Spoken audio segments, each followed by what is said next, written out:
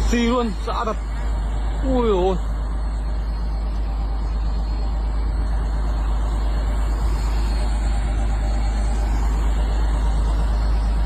Typhoon Wipha has unleashed chaos across East and Southeast Asia. Striking southern China and reaching into northern Vietnam, the storm brought wind gusts topping 100 miles per hour and torrential rains that swamped city streets within hours.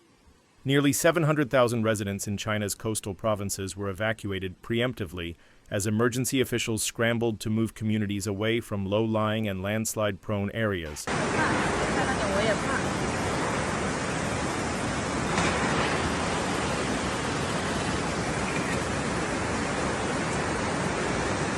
Vietnam's northern coastline was hit by dangerous outer rain bands. In Ha Long Bay, rough seas capsized a tourist vessel, killing dozens and sparking a large-scale rescue mission. Airports suspended hundreds of flights. Ferries were halted. Major ports ceased operations.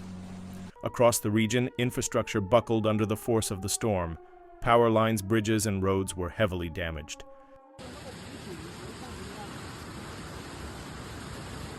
太吓人了！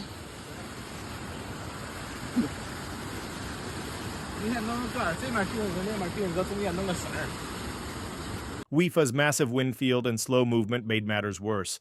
Even countries not in its direct path, like the Philippines, Taiwan, and South Korea, faced secondary flooding as part of a chain reaction from the typhoon. On July 20th at 5:50 p.m. local time, Wipha officially made landfall near Taishan in Guangdong province as a severe tropical storm. Despite that designation, its winds rivaled those of a Category 1 hurricane.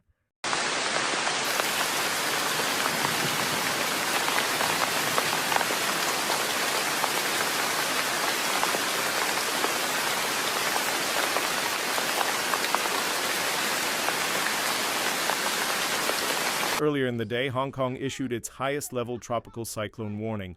The signal remained active for 7 hours as winds exceeding 100 miles per hour swept through the city's urban core. Sustained winds hit 87 miles per hour in Hong Kong, with gusts topping 104 miles per hour. Debris flew through the air, windows shattered, and entire facades of buildings were ripped apart by the ferocious gusts.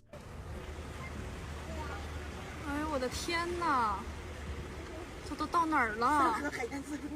这是真海鲜自助了！妈呀，你看那，哎呀，完了，那出租车要没了，出租车要没了。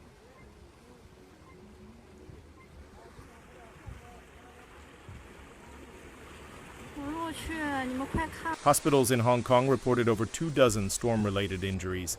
Thankfully, no fatalities were recorded in the city, but emergency services were overwhelmed for much of the evening. Flights were grounded across all major hubs, Hong Kong, Zhuhai, Macau, and Shenzhen. Over 400 flights were cancelled or delayed, stranding thousands of passengers with no clear timeline for resumption.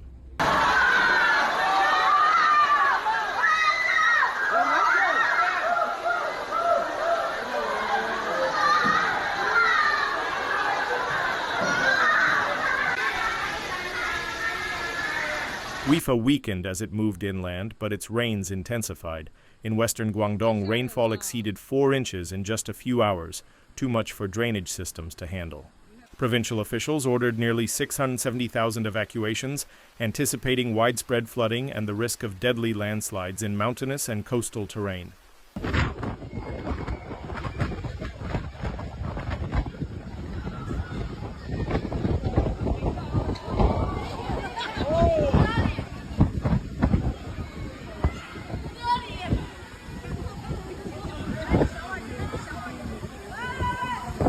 Factories, schools, and commercial facilities were shut down. More than 500 fishing vessels were called back to harbor, and energy firms evacuated offshore platforms as a precaution. Transportation links suffered. The Hong Kong-Zhuhai-Macau bridge was temporarily closed, as was the Shenzhen-Jiangxin link, due to dangerous wind conditions. In Vietnam, while the storm did not make direct landfall, its secondary impacts were deadly. The Ha Long Bay capsizing left 36 confirmed dead, with several still missing. Rescue divers and naval units were deployed. Strong waves and poor visibility slowed the operation, forcing responders to work through hazardous conditions into the night.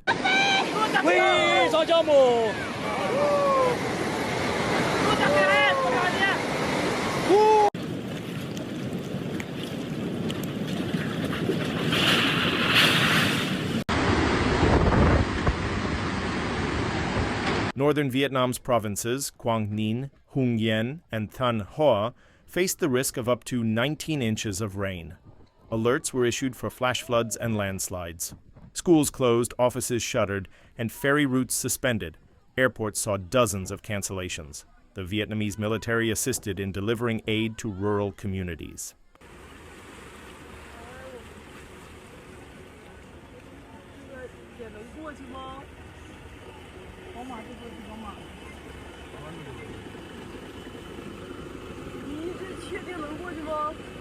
Volunteers worked alongside emergency workers to strengthen levees and dig diversion trenches, especially in rice-growing areas vulnerable to flooding.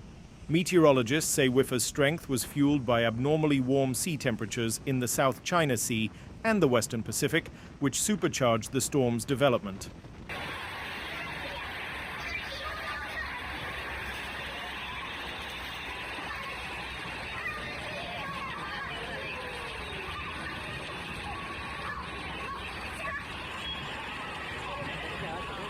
Moisture-rich air combined with slow upper-level steering currents created a vast and slow-moving system.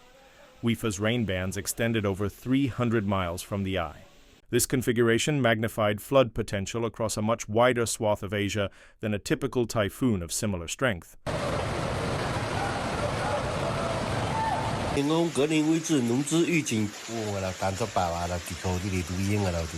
最车说啦，是个请不要学新加坡啊。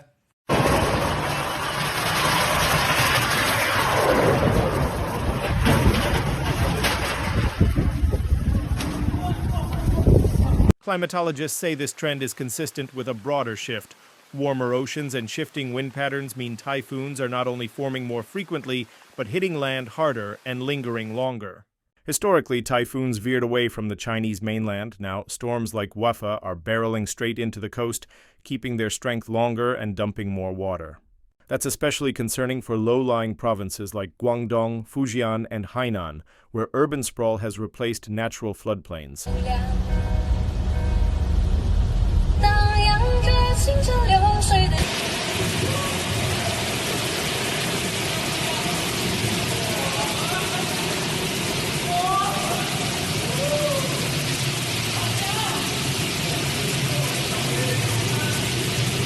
In the Philippines, Wipha amplified the summer monsoon. Heavy rain struck central Luzon, displacing nearly 90,000 people and impacting over 370,000. Flash floods and landslides killed at least 3 people in the northern provinces. Evacuations were underway in 12 municipalities across Bulacan and Pampanga. Taiwan also felt the impact. Flash floods caused traffic gridlock in Taipei, while landslides were reported in the mountainous Nantou region. Cleanup operations began before the rains even ended.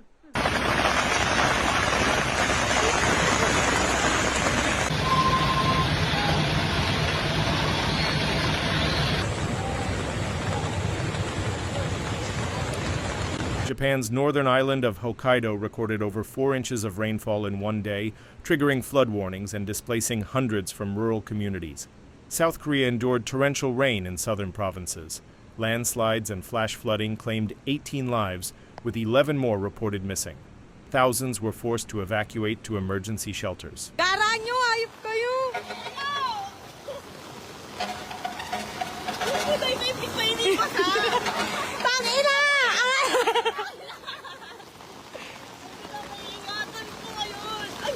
Wipha's footprint was vast.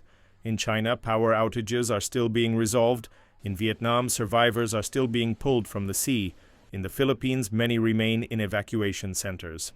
The remnants of Wipha may still pose a danger. Meteorologists warn of continued downpours in Hainan, Guangxi, and inland Vietnam due to residual moisture.